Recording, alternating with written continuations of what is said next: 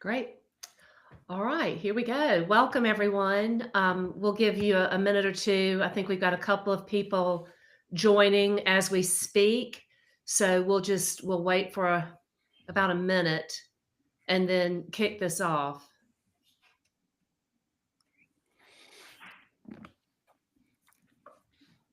Meanwhile, if you guys are in the chat box, tell us where Yeah. you're signing in from, what part of the world you're located in. Hopefully you guys can hear well, all of us. I just can't wait to get this party started. Yep.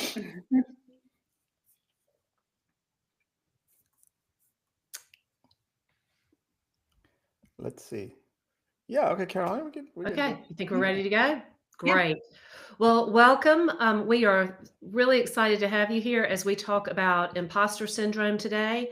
I'm Caroline Avenger, and I'm with Jennifer Murphy and Raju Panjwani. And we're wrapping up from last week, just a little background. We started with a LinkedIn Live last week talking about imposter syndrome and the fact that really, I think just about everybody, if not everybody, has experienced it at some point in their careers. That feeling of, do I really belong here? Or am I good enough for this job? That nagging question in the back of your mind that, they've made a huge mistake. Shouldn't they have hired someone else for this role? And like I said, you're not alone. It's something that all of us face. And in fact, we've seen plenty of studies that suggest that the highest achievers are the ones who experience it the most. So if you're here listening to our LinkedIn Live, good for you. You're a high achiever, wanting to find out a little bit more about how to pull yourself out of this cycle of self-doubt and second guessing.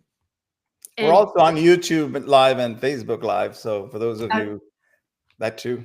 So we have several different platforms going at once. So for everyone who is there, we are glad you are here, and hope that as you listen to us have this discussion today, you will also feel inspired to join us next week for our 3-day workshop, where we will really dig a lot deeper into the conversations we're having today. And we'll talk a little bit more about that workshop as we get into this. But in the meantime, one of the things that really strikes all of us about imposter syndrome is that when you don't show up to lead with confidence, when you don't accept that failure is an opportunity and see it as sort of that ending point, when you hesitate to speak up because you're second guessing or thinking, oh, that's such a stupid thing to say, you are sabotaging your own influence and minimizing the impact that you have, not just on your own career, but on everyone around you. Today, we're going to focus a little bit on why confidence alone is not enough, and also looking into those deep-rooted thought patterns that fuel imposter syndrome.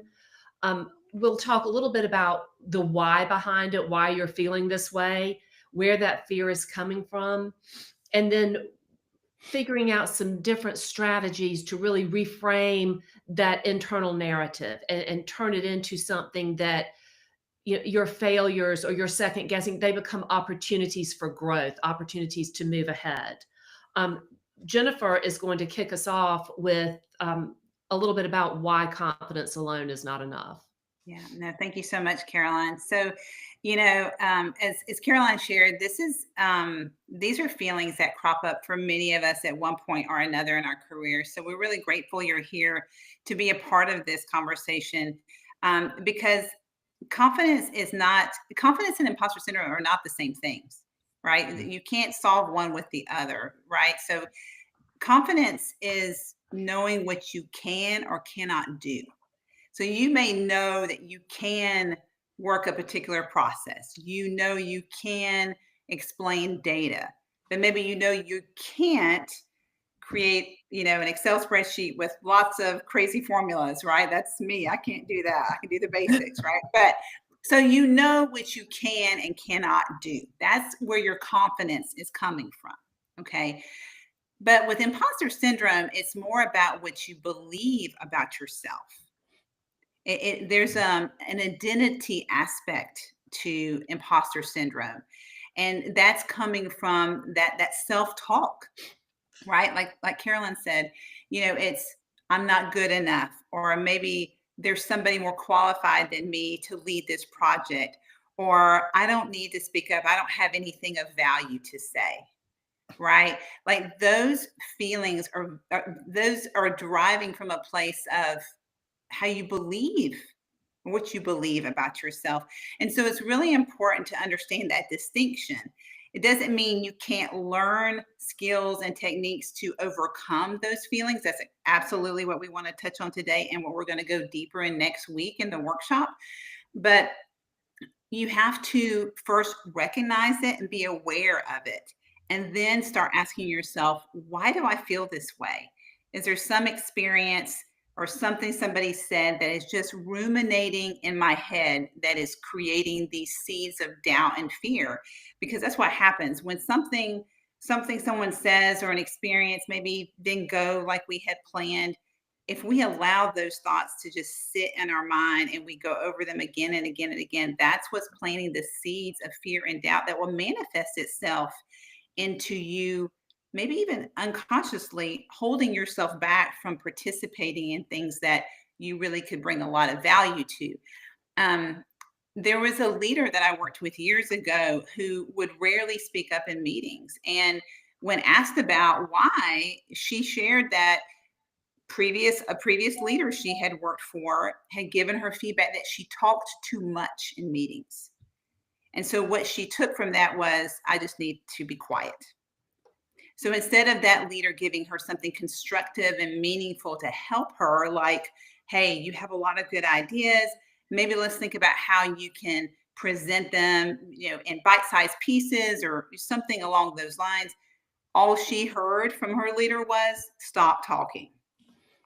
And so that experience just planted a seed of, nobody wants to hear what I have to say. And it's a terrible situation, but that happens, right? And so again, thinking about like, why, what is causing us to have those feelings? I think, Roger, you're going to talk a little bit about that, right? There are definitely techniques that we can use to kind of peel back the layers as we self-reflect on this. Sure. I mean, this may be a great point to say what motivates us, right? To say at the end of the day, why do I feel this way? And I've had this particular issue that you described, J.𝗷𝗏, because our tendency is to simply, in the moment of criticism or feedback or whatever it may be in a job or, in our work situations, it's not unusual for us to say, okay, well, and even with relationships that you have otherwise, somebody says something and you go, okay, I'm never going to do that again. Well, that's our immediate reaction, right? So the reaction is where you have an opportunity to say, before you verbalize your reaction, you may have the reaction inside of you for sure. So we could sit there and say, well, why does it happen that way? But we had this program running, in our lives that we've been programmed to react a certain way, all the time. So of course we all know, and you've heard this before, that ultimately comes down to responding, how you respond as a leader, that makes or breaks you and the collective mission of the organization. So understanding that that's the case, why do we do what we do? So in terms of going back to, I don't know if we're talking about going to the 7-level deep exercise, because our motivations and what drives us, our intentions, are very important. So I often do, and this is nothing that new under the sun. There is a fellow named Joe Stump with an F, I think, at the end. He concocted this idea, an exercise of 7 levels deep. And people have got variations of that. The idea being digging deeper as to why we behave the way we do, and what is our intent and motivation behind anything we're pursuing in life, your job or relationship, etc. But in this context, of the confidence issue that we're talking about here, it's as Jennifer, you said the difference between imposter syndrome and confidence, there is clearly a distinction. So when you look at what you believe about a situation, you go and say, okay, well, why do I believe the way I do? And then you answer that question. So ideally, I do this with with someone who's paired with someone who knows you well. So it could be a very close friend who understands you, and you sit and do this exercise with them, as Joe Stump describes it, and you then say, okay, well, I do it because why do you want to make money? Why do you want to be in this job? Well, because I want a comfortable life. I go, well, what is behind? Why do you want a comfortable life? Well, because, and you have your own individual answer, and you go deep and deep and deep. And you go minimum 5 levels. If you don't go, I think 7 is the best, where you actually are in your heart at that point, because you are really now connecting with, why is it that I'm doing what I'm doing? When you're getting down to that core belief and of what's driving those feelings of self-doubt and that lack of confidence. And I think one of the things that we need to look at too in that regard is balancing beliefs about ourselves versus actual facts, and not letting beliefs that could be founded in this false internal narrative drive what we're doing. Look at the facts, flip the script on those beliefs to really, like we've said before, reframe that internal narrative. What if I fail? Well, what am I going to learn? Or even, what if I fail? What if this succeeds beyond my wildest dreams? Either question is valid before you start on a project.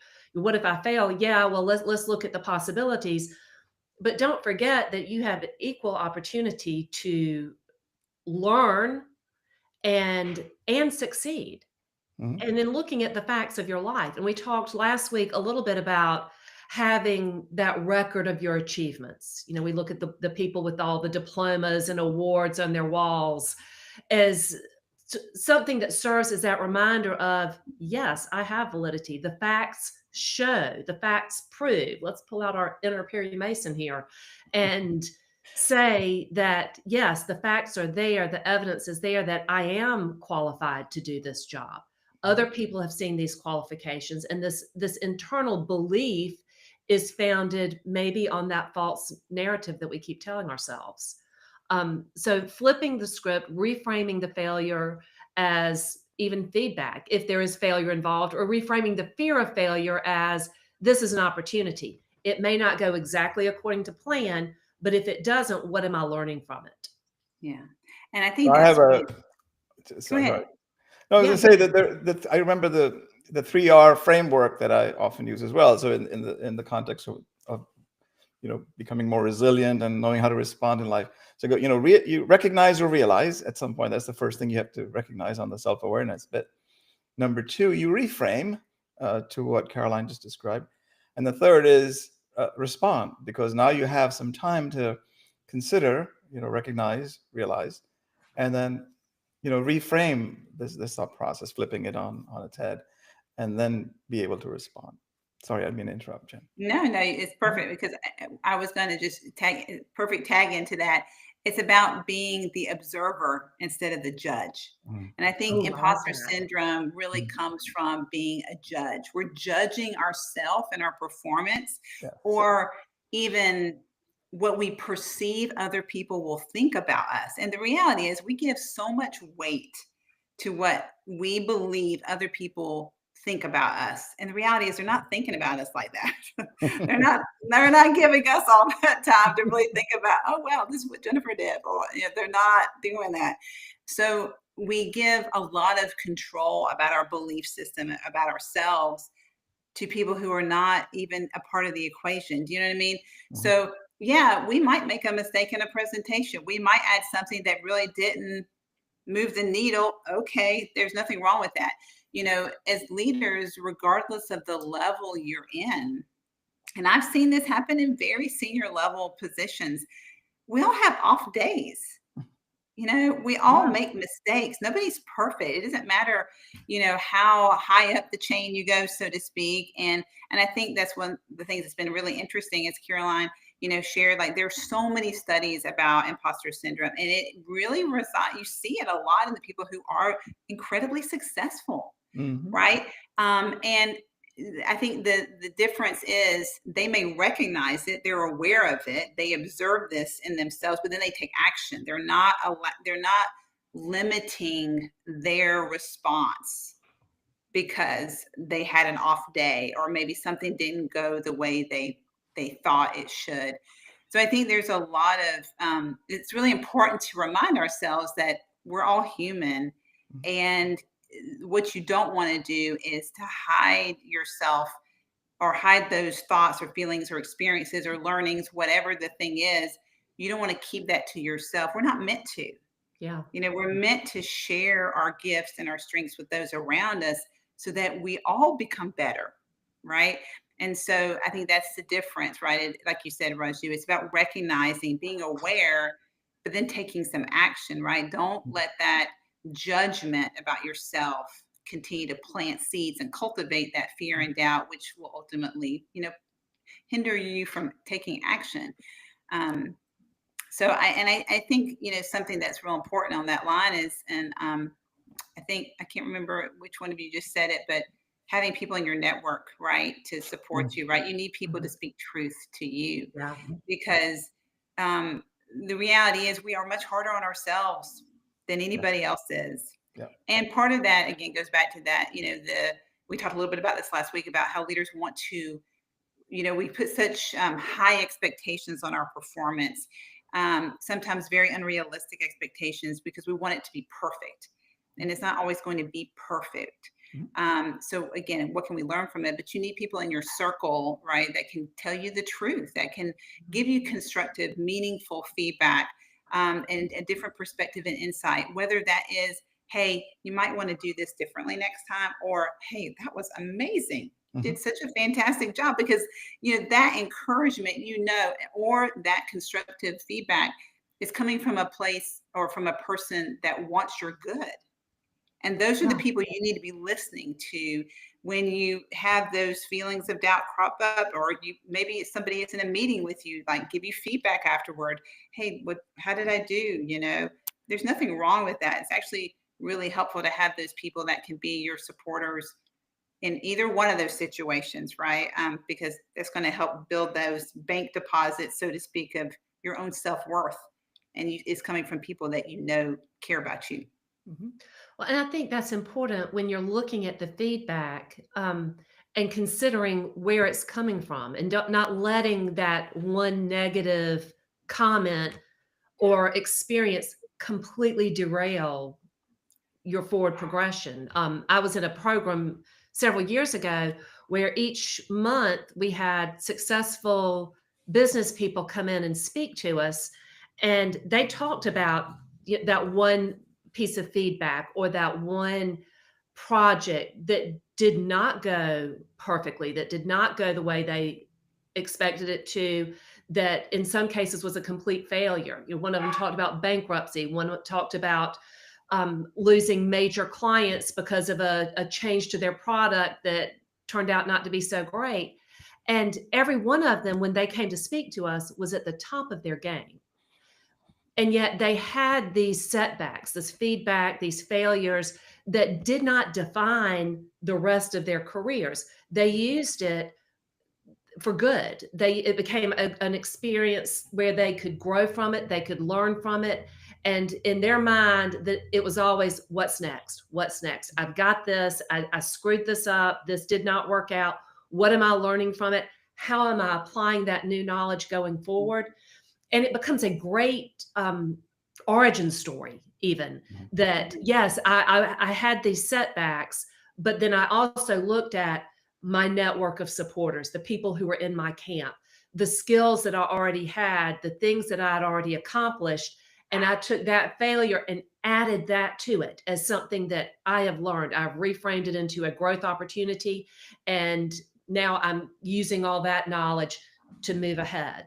So really taking it and looking at it not as a setback or a negative, but what in this is positive for me? How can I grow from this? Yeah. So maybe the one exercise you all can do is find somebody who knows you really well, you know, who understands you inside out.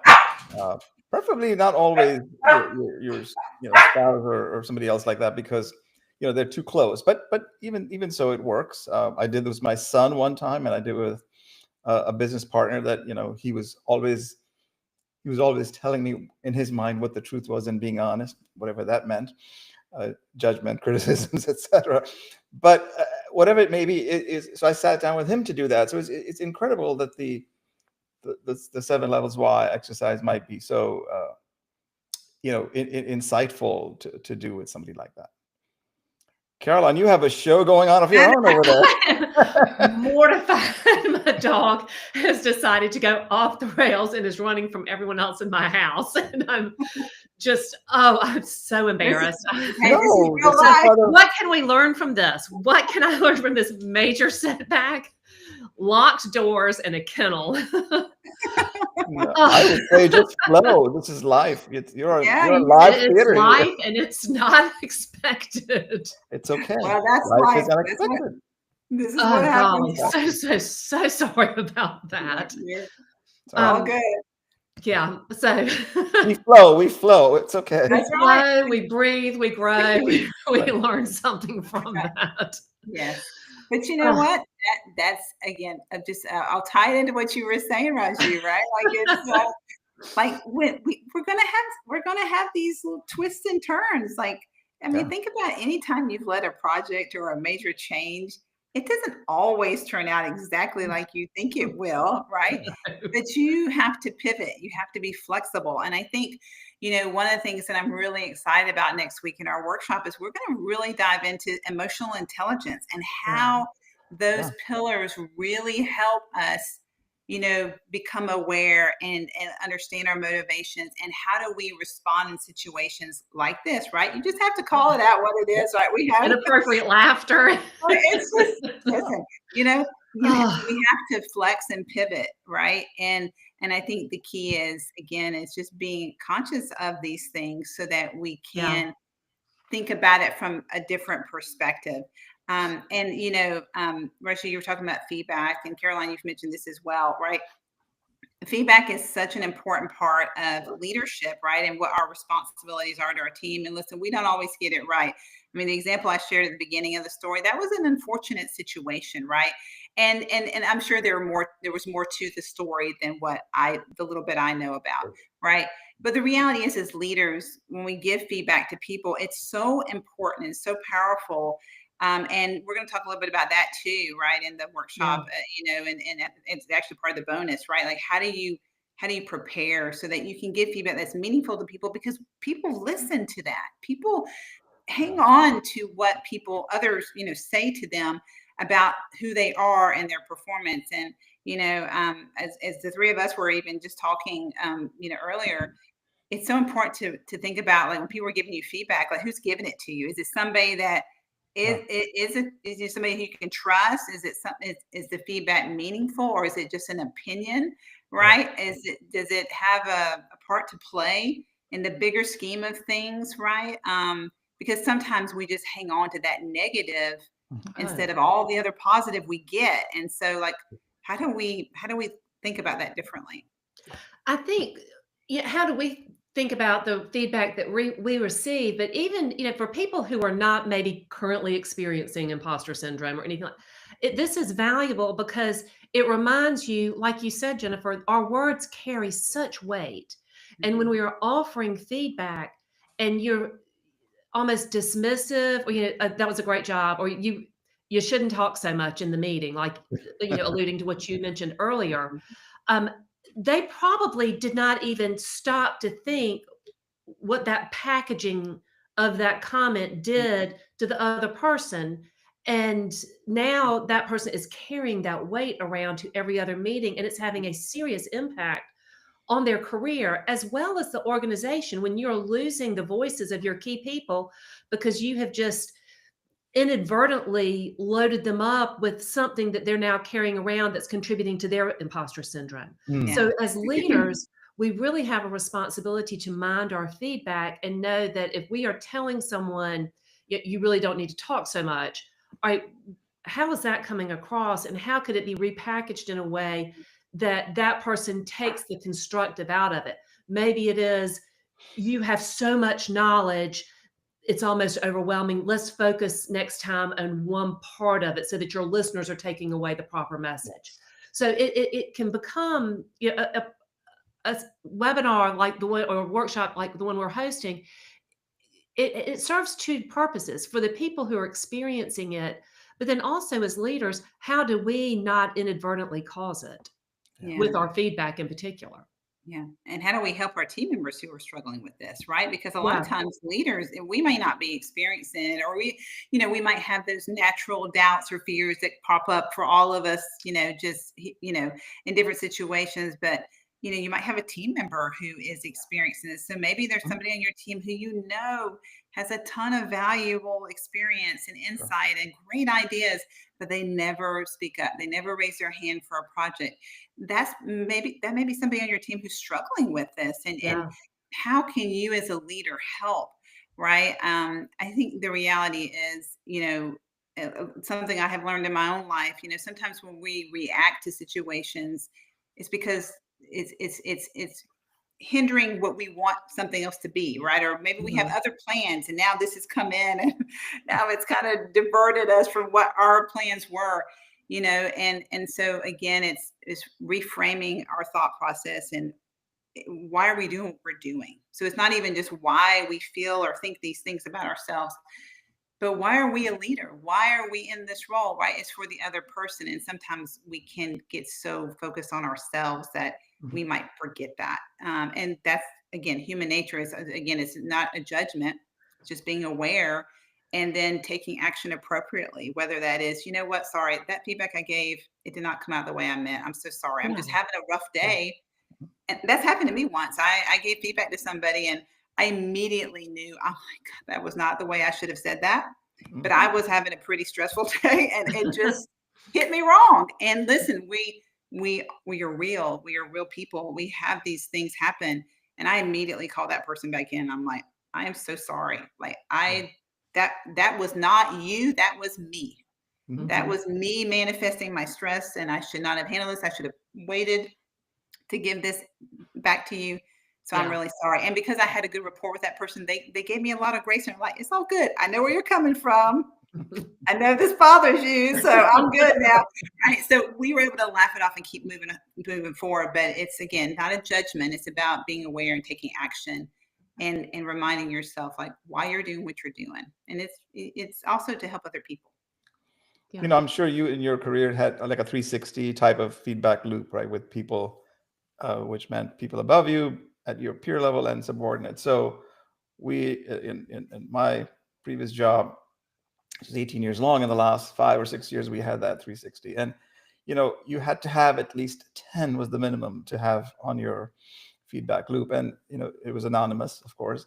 But you then, the mind, going back to this point about what we focus on, and, all maybe 9 out of 10 had, said great things, etc. And then that one person said something niggling, bothersome. You then look for who that person might be, and what do they mean by that, and all that stuff that comes out of you, right? And you just lost so much energy. The great feedback, the thematic, wonderful things that you're good at, etc., that come out, and then you just negate by just looking at that one comment. And I think we were talking about earlier, if you're an author, you have 50 or 80 great reviews, and you have the 2 that say that book is horrible, and you just focus on those 2, or negative comments on social media or LinkedIn. It's just how our mind is conditioned. And I think that it's important to become aware and take charge of that awareness. Well, we're coming up to the end, and so 2 things I'd like to leave everyone with who's watching. Remember that imposter syndrome or self-doubt, it is all part of human nature. We do experience it, but you want to make sure that it is not getting in the way of your leadership. And sometimes, I know we said you can't just say, well, you just need to be more confident. But you can't relinquish your role as a leader just because you're having those doubts. Sometimes you have to get in there and do it anyway.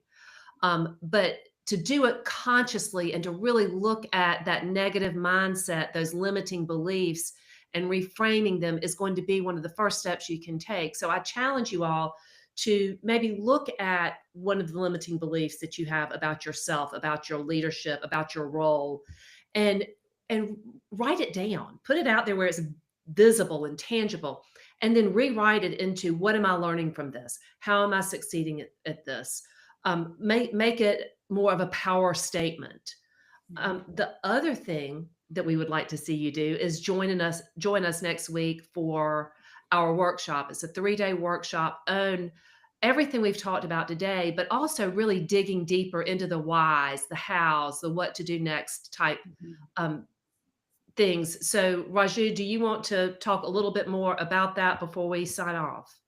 Yes. So, we'll dig deeper into all these areas. And I think you have, if you haven't seen it already, we're going to post the link for you to register for that 3-day webinar, where we're going to talk about workshop. It's really a workshop.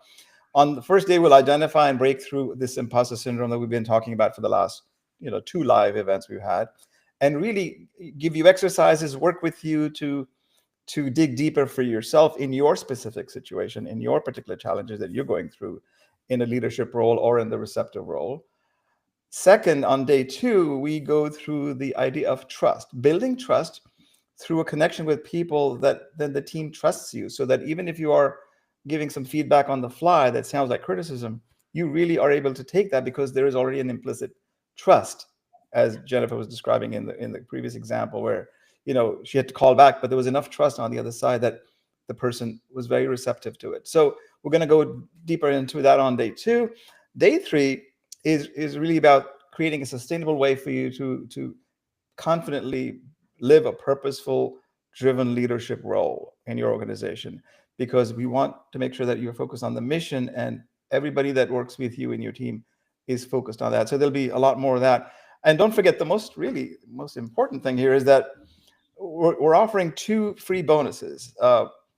One, Jennifer mentioned earlier that we're going to do a building trust and connection guide, which includes the feedback, etc., that she's the expert on, and we're going to go. You're going to get a free workbook, and we dive through that as well in the workshop on day 2, I believe. And then the biggest bonus that I think is something for you all to consider is that we collectively have 75 years of corporate working experience, the 3 of us.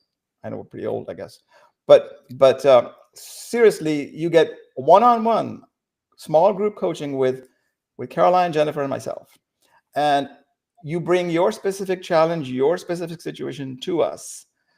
This is subsequent to the 3-day workshop, so we'll offer you that as a bonus. That alone is worth, we say the whole thing is worth $1,500, but truly it's incredible. Don't pass up the opportunity. What we're going to do, and I'll get off this soapbox in a minute. We'll put the link in the YouTube if that's where you are, or LinkedIn where you are, right there below our live, and you'll see the link to the event to register, because we want you to register so that you can get these bonuses and lock them in.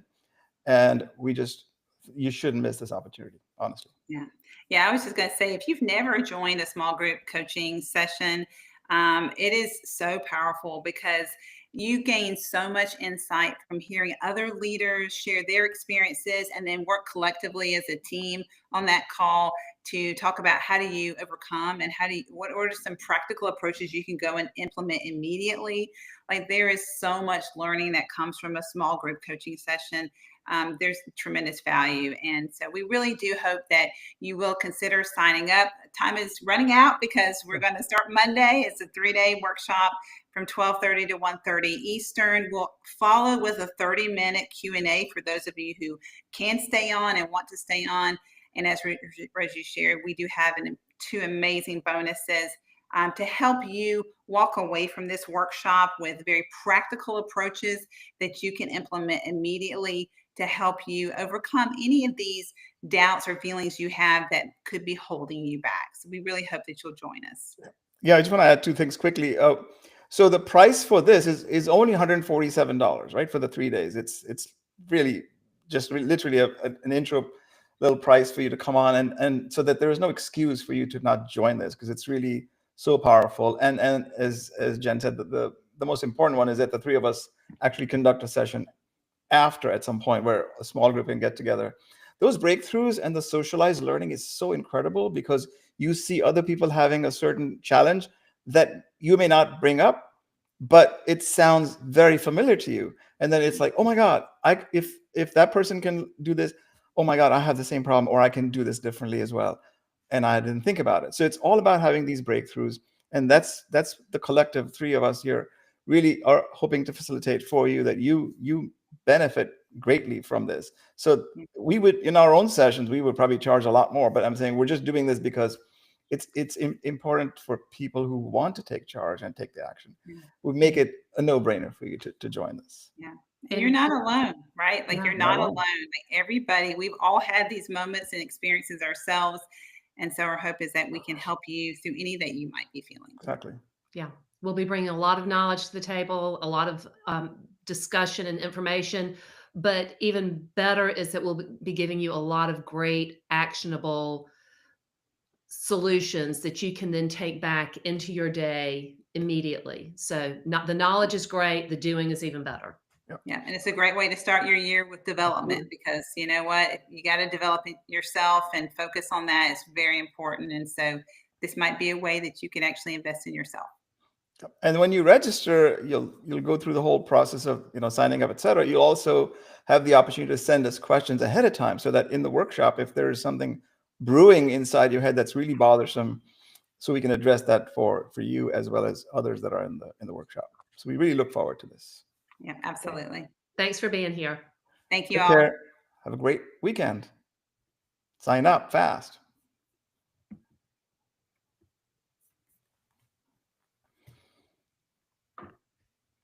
That was pretty good, I thought.